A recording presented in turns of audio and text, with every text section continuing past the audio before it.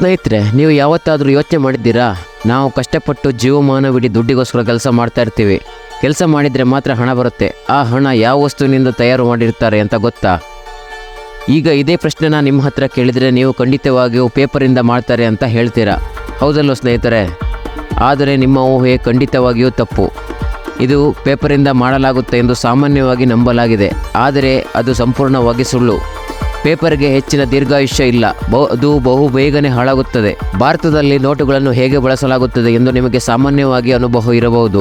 ಮಾರುಕಟ್ಟೆ, ತರಕಾರಿ ಅಂಗಡಿ, ಶೌಚಾಲಯ, ದಿನಸಿ ಅಂಗಡಿ, ಬಸ್ ಟಿಕೆಟ್, ಹಾಲಿನ ಅಂಗಡಿ, ಹೀಗೆ ಪ್ರತಿಯೊಂದು ಜಾಗದಲ್ಲಿಯೂ ಪ್ರತಿನಿತ್ಯವೂ ಹಣ ವರ್ಗಾವಣೆಯಾಗುತ್ತದೆ.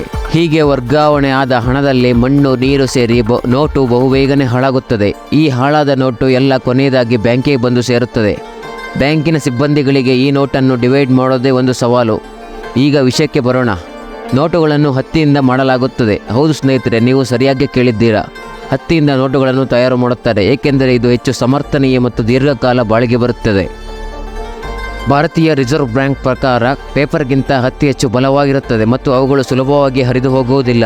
ಈಗ ಹತ್ತಿಯನ್ನು ಹೇಗೆ ಪೇಪರ್ ತರಹದ ಕರೆನ್ಸಿ ನೋಟಾಗಿ ಪರಿವರ್ತಿಸಲಾಗುತ್ತದೆ ಎಂದು ನಿಮಗೆ ಅಚ್ಚರಿ ಉಂಟು ಮಾಡಬಹುದು. ಇದಕ್ಕೆ ನೋಟಿನ ತಯಾರಕರು ಬಳಸುವ ವಿಶೇಷ ಸೂತ್ರದಲ್ಲಿದೆ. ಈ ಸೂತ್ರದಲ್ಲಿ ಕಾಟನ್ ಫೈಬರ್ ಲಿನಿನ್ ಎಂದು ಕರೆಯಲ್ಪಡುವ ಫೈಬರ್ ಅನ್ನು ಹೊಂದಿರುತ್ತದೆ. ಇದು ಹತ್ತಿಯ 75% ಮತ್ತು 25% ಲಿನಿನ್ ಮಿಶ್ರಣವಾಗಿರುತ್ತದೆ.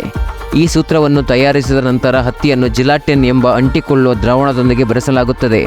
ಅದು ಹೆಚ್ಚು ಕಾಲ ಬಾಳಿಕೆ ಬರುತ್ತದೆ. ಸ್ನೇಹಿತರೆ, ಹೇಗಿತ್ತು ಈ ಇನ್ಫಾರ್ಮೇಷನ್? ದಯವಿಟ್ಟು ನಿಮ್ಮ ಅನಿಸಿಕೆಗಳನ್ನು ತಪ್ಪದೇ ಕಮೆಂಟ್ ಮಾಡಿ. ಹಾಗೆ ಚಾನಲನ್ನು ಸಬ್ಸ್ಕ್ರೈಬ್ ಮಾಡಿ. ಮುಂದಿನ ವಿಡಿಯೋದಲ್ಲಿ ಮತ್ತೆ ಭೇಟಿಯಾಗೋಣ. ಧನ್ಯವಾದಗಳು.